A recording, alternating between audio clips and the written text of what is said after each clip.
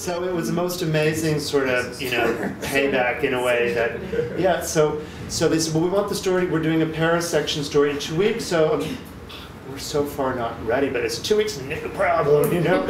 So the Times story came out, and the next day when it hit, or the same day it hit, we had an email from Marianne McAvoy, who was at House Beautiful at the time, and she was excited about wanting to write a story, and El Decor the same day, and I had a friend at El Decor who said, you have to let El Decor do it, they're my good friend, and I said, okay, so El Decor did the first story, which was 2 pages. So we were thinking, God, this is great, you get the New York Times, and a month later, it was literally, they did it right on their closing, they just bammed out a story, so it was actually about 60 days later that story came out, and then W wrote about it, and then Marianne McAvoy was determined to do something, and she actually was, you know, did something so special. She gave us a column in the magazine, and we had a third of the page for 9 months. And when I got the news that they were not going to keep her there any longer, I emailed us, you know, I really appreciate having that free third of a page in the magazine every month, but without Marianne, I'm not interested. So we pulled out, and lo and behold, 2 months later, I had 6 pages in El Decor. They shot my apartment in Paris. So it was amazing. I attribute all this to my little sister having been in Paris at that moment. So we have this really great bond about how she really helped. And looking back, it was really about doing something that was, you know, I was looking at it lately thinking, well, why did it work so smoothly? And it was not because we were doing anything so great. People love the Paris flea market. And we were the ones bringing it to the world, so it was easy to get press, and people were interested in it. So it helps if you can find an angle like that to use in your life. I think we got a little lucky, and timing was right, and the dollar was strong, and French 40s were wildly popular in the design world. But that was in June of 2001 when we finally launched the site. And September, you know, it goes June, July, August, September. So September rolled around, and on 9/11, you know, it was all of a sudden, you know, we had one person buy something that day, which we thought, maybe she doesn't have a television, I don't know. But it was literally, you know, just stone silent for a week, and we thought, well, this was a fun project, it worked for a while, I guess it's over. And then I think people all of a sudden thought the world isn't gonna end, and we became flooded with business for the next 90 days. We had more transactions at the Paris flea market in the next 90 days than we've ever had since in a 90-day period, because no one was traveling. And everybody was still doing business, and containers were still coming and going. So there were no Americans at the market. A lot of people weren't traveling in general. So I actually managed to, I hightailed it out of the US pretty shortly after and got back to Paris because I was here. And for the longest time, we were literally on those mornings, we were almost the only people there. And we had to hire an extra person just to walk around the market and pass out checks, because we were doing so many transactions. And so many people just said, you guys actually saved our business. This is just unbelievable. And we thought it was fun. You know, it was a good time. But as time marched along, I thought, well, this was fun, but this wasn't really what I set out to do. I set out to do something in the US, not in France, and I didn't want to really live there anymore. I'd had my fun, and I'd missed having a car in town, and, you know, just kind of being American, I guess.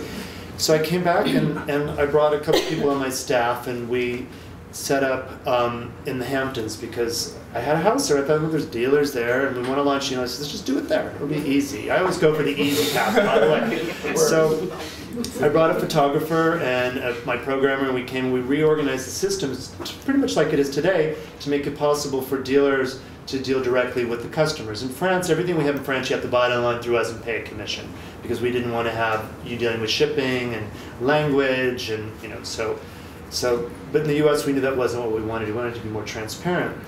And the first summer, it was so much fun. We had this photographer come who was from Lyon. And he comes from a family that owned the same house from 15-something. And, you know, Lyon's a big area for people who are into culinary world. And he grew up in this house that had been handed down generation after generation, and he was a brilliant chef. And we all discovered that this summer, because he cooked one meal and had a few friends, and they said, oh my God, this is amazing. And then they would drop in every day for dinner. And word got around, and that first summer, we literally had a dinner party every night for 90 days. It nearly killed us. I mean, because there was plenty to go along with it. And so it was actually, a summer that will never be repeated, but it was fun to launch the website. And so we thought, well, okay, if it works in the Hamptons, we'll go to New York City and we'll make a real business out of it. And it seemed to work, and anyone who's ever launched a business using the Hamptons as a sounding board, it's an excellent place to do it, because if you can create buzz there, it carries over to so many people in publishing, in design, and it just worked like a charm. And when we came to New York City, I don't know if anyone knows Roger Prigent as a dealer, and he used to be a fashion photographer, great guy, and somehow he, he's a French, and he loved what we were doing, and he's a very high-end store. And he wanted to be our first customer in New York City. So once Roger was on, he said, I want you to call this one, this one, this one. So I went around and got 10 more really great dealers. And we had some of the best in the city. So it became very easy to get everyone else we wanted. And we thought, okay, once you do New York, LA's got to be a cinch, so does San Francisco. So we just hit each market. And literally I went door to door and created a business. And that's how it was done. And today we have about, anyone who doesn't know the website, we have about 1 million visits a month. This year we think there'll be about $400 million of merchandise that moves, that was shown on the website, that moves through the dealers' doors. And it's fun to have that place in the world of our little world, because it didn't really exist before this. I mean, everyone operated behind closed doors, which, once the kingdom was open, anyone who operated behind closed doors, designers loved having the only keys to the kingdom in the past. And I think people lament the old days when none of the resources were available to the rest of the world. And they're gone, so stop lamenting. They're not coming back. But it's been so much fun, and I've had Marcia on our team for, I don't know how long, 4 years, 5 years? And shortly after Hurricane Katrina, I'm going to speed it up because we have 3 more stories to hear. You can take my time, because I have very little to say. Shortly after Hurricane Katrina, we had opened New Orleans. It was sort of a happenstance that we had in New Orleans, because we went and did San Francisco, which I used to live in, so it was fun and easy. We went to Los Angeles because people in San Francisco go see this dealer, this dealer, this dealer. We did LA. And then, for whatever reason, New Orleans was next, because someone had convinced me I should go to see New Orleans. They had great antiques. I'd never been. It sounds like fun.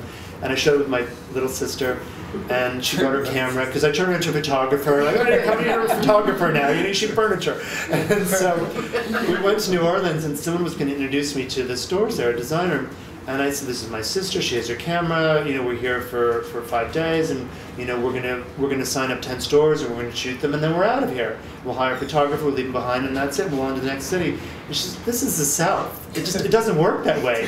You're just not gonna get people to move that quickly. And I said, we'll see, or more like, you'll see. And so she was right. We only got 9.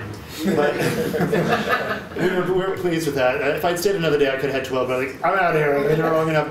It's a great city. I love it. If anyone's never been, they should go. But shortly, about, I don't know, when was Katrina? 2003? Is that right? Around 2.3, 2.4, 2.4. Okay, so now we're on to 2.05. So shortly after that happened, we thought, this is incredible. We have 20 good customers there. They've all had to flee their businesses. We want to see what we can do to help them stay in business. And I had been wanting to do some form of online magazine for a long, long time since we started, because I thought, it'd just be fun. And we never got around to doing it until I had Marcia, who literally will do anything. So we got there, and we decided, okay, we're going to write our first story here and now. We're in New Orleans. We need to promote it. So we had our local photographer trail us around, take pictures at stores, and Marcia wrote up a story. It was very much more blog-like when we did it then. But that was it, and we just started the magazine without it. Preston Bailey, like a month later. He was literally in our first Preston. That's why I'm so thrilled you're here. Was maybe our 3rd person we ever profiled. Because Marcia said Preston Bailey. I said, this guy's great. We got it. He's perfect. And so we were a little shy about contacting people to be, oh, okay, I'm going to speed it up. They're saying time. So I could go on forever, because we've had so much fun. I hope everyone has as much fun in their career as we've had. I appreciate the chance to be here and share with you, and thanks for coming.